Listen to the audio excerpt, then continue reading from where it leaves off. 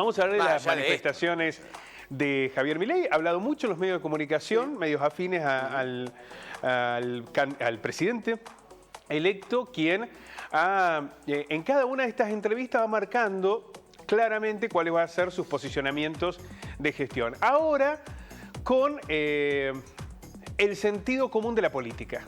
A ver, ¿qué es lo que me planteo? De las posibilidades políticas, ese es el tema.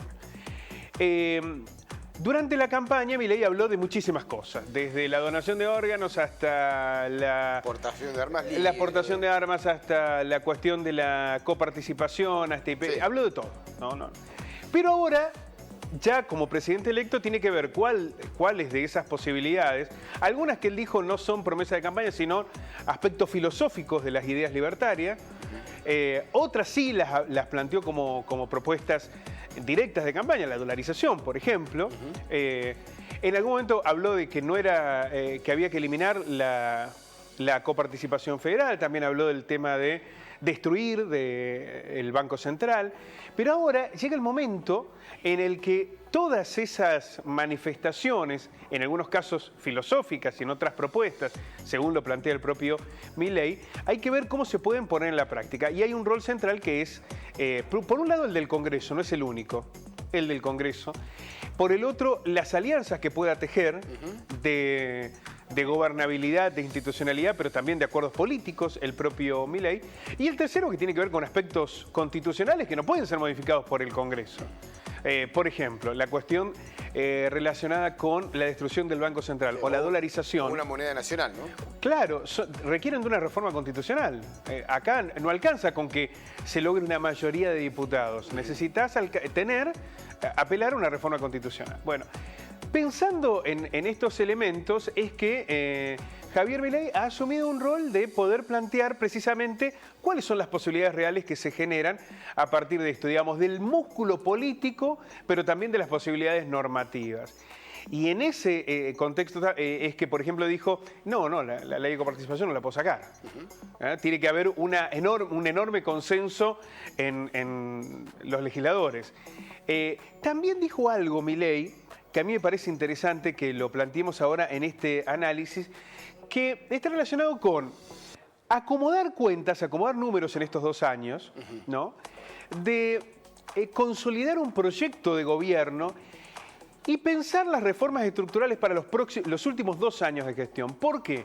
Porque él considera que es factible, con este nivel de acompañamiento y desde el optimismo que le genera este inicio de gestión, de que en las elecciones de medio término, las legislativas, le den ese respaldo parlamentario con el que aspira a hacer las reformas estructurales. Es decir, las reformas estructurales llegarían en ese desenlace del gobierno.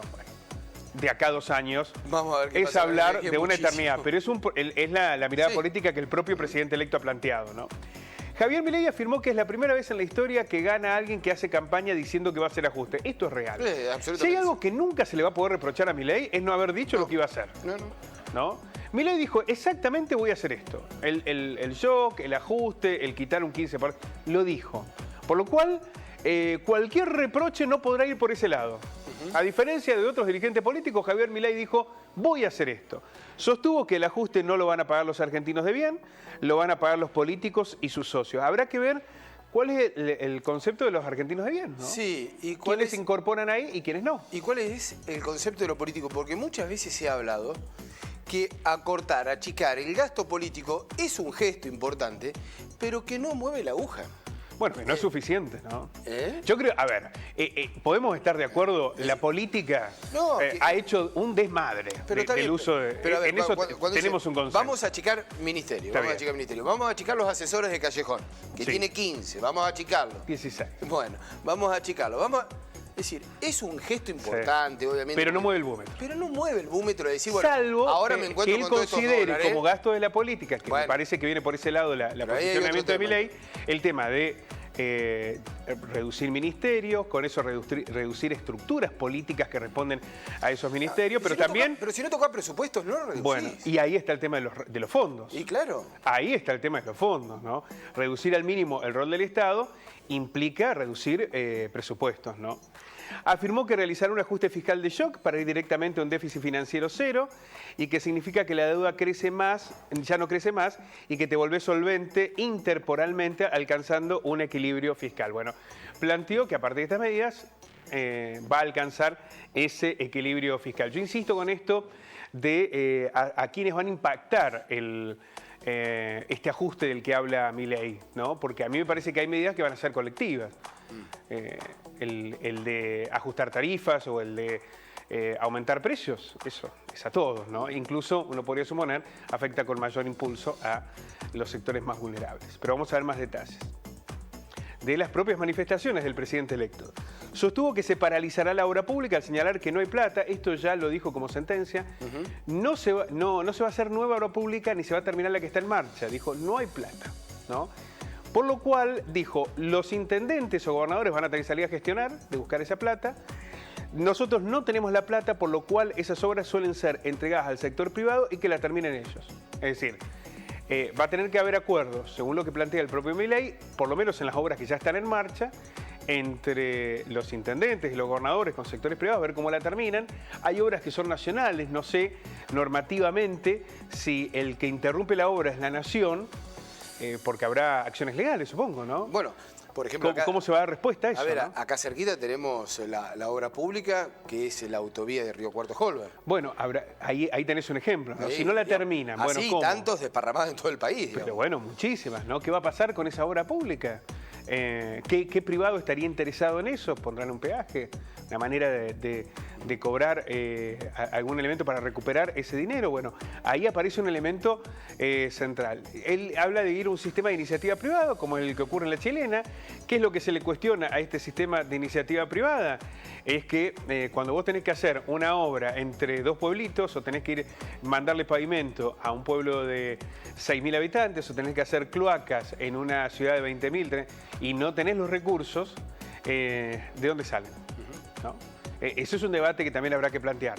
No hay plata, si no hacemos el ajuste fiscal nos vamos a la hiperinflación con el 95% de pobres. Esto es lo que dijo Milei, es decir, acá también uno puede decir, bueno, pero es la instancia del miedo del otro lado, es decir, bueno, tiene que hacerse porque si no es la hecatombe. Pero la verdad es que en esto hay que reconocerle a Milei. Lo dijo desde un comienzo, desde un principio. No engañó a nadie. Estamos en riesgo de hiperinflación, esto tiene que ir a un ajuste, tenemos que ir, lo dijo desde un primer momento. Por lo cual se le pueden cuestionar muchas cosas, pero no el hecho de que siempre dijo Milei lo que iba a realizar. Descartó un nuevo plan Bonex, que era algo que Taurás Massa había señalado que podía darse. ¿Qué es el plan Bonex? A ver, vos tenés plata en el plazo fijo, entonces, en lugar de poder sacar la plata, te daban un bono. Un bono nacional. Es la apropiación de los ahorros de los argentinos. Bueno, que ocurrió en los primeros años del gobierno de Menem, ¿no? Se quedaban con los ahorros y te dan un bono a cuántos años, ¿no? Bueno, para resolver la deuda del Banco Central, que tiene que ver con esto de las LELIC, ¿no? Bueno, habló de un respeto a rajatabla del derecho a la propiedad y dijo que el problema de las LELIC tendrá una solución de mercado sin un plan Bonex. Esto es lo que ha señalado Milei. Bueno, las manifestaciones que van describiendo, aún no asumió Milei, pero ¿qué es lo que puede llegar a pasar de aquí en más? Y un dato que es central, a mí me parece que es muy valioso esto que se plantea. Porque Milei asume el 10 de diciembre y ahí va a dar un discurso donde va a plantear los posicionamientos del primer caso en el mundo de un gobierno libertario, ¿no? Y el 11 de diciembre, un día después de asumir, va a enviar al Congreso un paquete, esto fue lo que dijo, ¿no? Un paquete grande de leyes que tiene como eje la denominada reforma del Estado, que incluirá el plan de privatizaciones. Es decir, hay un proyecto que se va a presentar un día después de la elección, que se va a denominar la reforma del Estado, que incluye el plan de privatizaciones, que habrá que ver en qué términos se da y con qué respaldo político. Insistimos, me da la sensación, por lo que lo ha dicho el propio Milei, ¿no? Que los primeros 2 años van a ser para una especie de reacomodamiento, de posicionamiento, con el fuerte ajuste que se anticipa para esta primera etapa, y en los últimos 2 años, en el caso de ganar las legislativas, las elecciones de medio término, tener el número de votos suficientes para avanzar sobre las reformas estructurales. Este es más o menos el plan. De todas maneras, habrá que ver qué incluye la reforma del Estado, habrá algunas medidas que a lo mejor se puedan consensuar, otras que van a generar fuertes debates, pero quizás haya algún quiebre, digo, por ejemplo, el respaldo de los propios gobernadores, y una última instancia que seguramente será la más compleja, privatizar YPF, por ejemplo, ¿no?